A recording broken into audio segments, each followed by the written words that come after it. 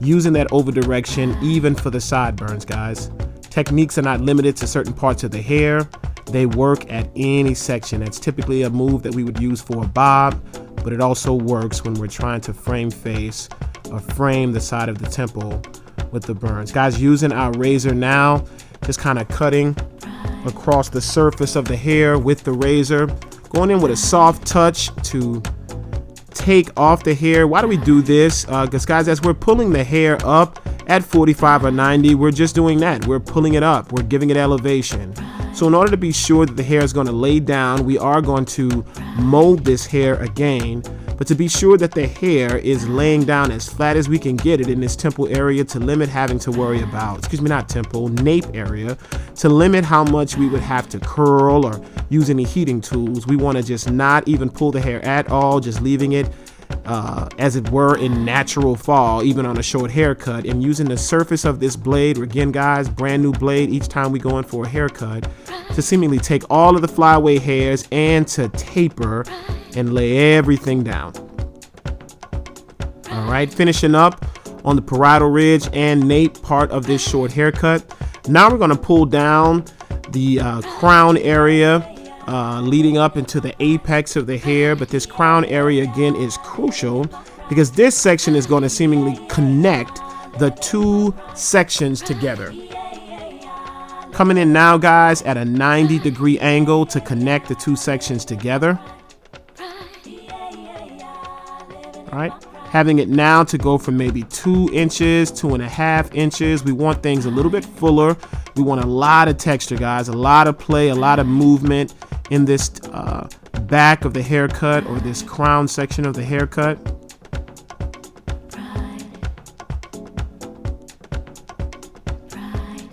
Just going in with small 1-inch sections across, from your angle, it looks like horizontal sections, but seemingly from the back angle of the haircut, these are vertical 1-inch sections going across to connect the top of the shorter portion of this haircut or around the parietal ridge to this seemingly longer section of the crown to connect the two sections together. You see the disconnection there. So we're going to point cut to connect those together, leaving a little bit of slight disconnection. We want things to be a little longer up top. We're going to have this slight overlay, which is going to act as real texture where we don't have to really put a lot of curls in this haircut. Again, having the two sections to kind of point cut them together. We don't want really solid hard lines, wanting to have things a little rugged, a little rigid with this haircut.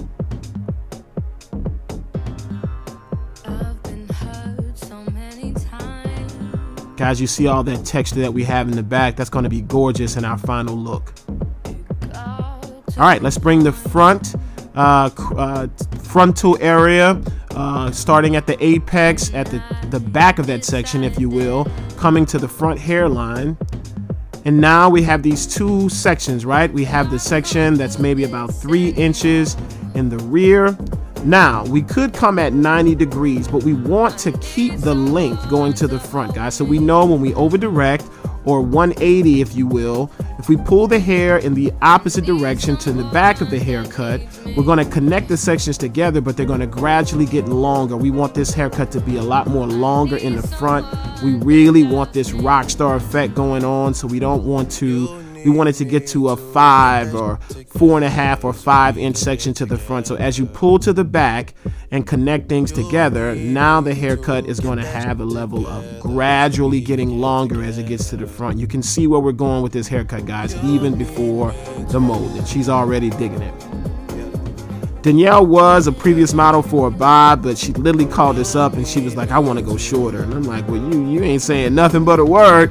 Come on back in here and let's chop it off. So she had a great time with this second cut. So now we're going to mold, and this was a severe pre-cut, so we're only going to do a slight framing once we're done. Using our pure sleek serum, coming in with the Nairobi foam, and just simply molding. We're not going to wrap the hair, but we're going to just mold it down to make sure everything lays flat as we place her under the dryer, because we're going to come in and going to tighten things up with a little bit more shaping.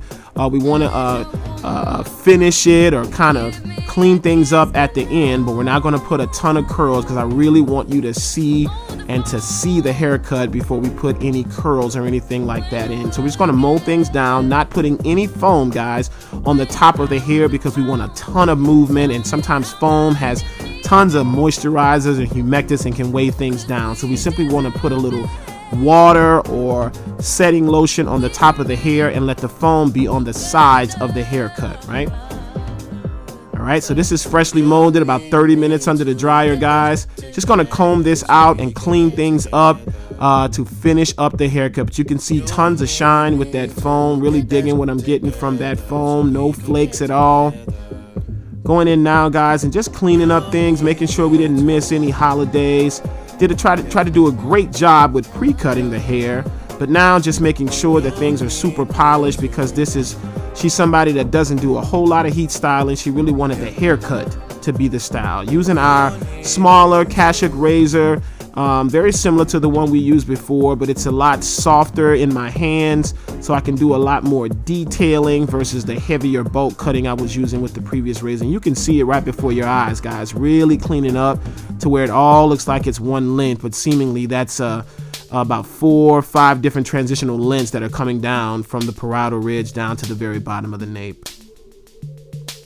Really detailing around the ear, keeping things very, very organic. Almost looking like the haircut was grown out. Even though we're cutting it today, we want to give it a grown out feel. Again, really detailing around the ears, going into the sideburns, around the ear, front hairline. Again, point cutting, just letting that steel blade sit against the face and that moving blade to do all of the work. Don't switch on me, I got big plans. Now, guys, be mindful of this move that we're doing here. We're taking the hair and we're moving it to center. By moving the hair to center, we're asking it to have a slight overlay or to be longer in the opposite direction. So if you want the hair to have a slight disconnection, pull it to the center of the hair in the opposite direction. Any direction we pull the hair, we're asking it to be longer if we're pulling it out of natural fall. So again, pulling it to center, having more of an overlay or longer, slightly disconnection as it sit on that ridge line part that we had to separate the sections. Again, pulling it to center, having length to be sitting on top of the short sides of this haircut, guys. It's going to be a gorgeous look.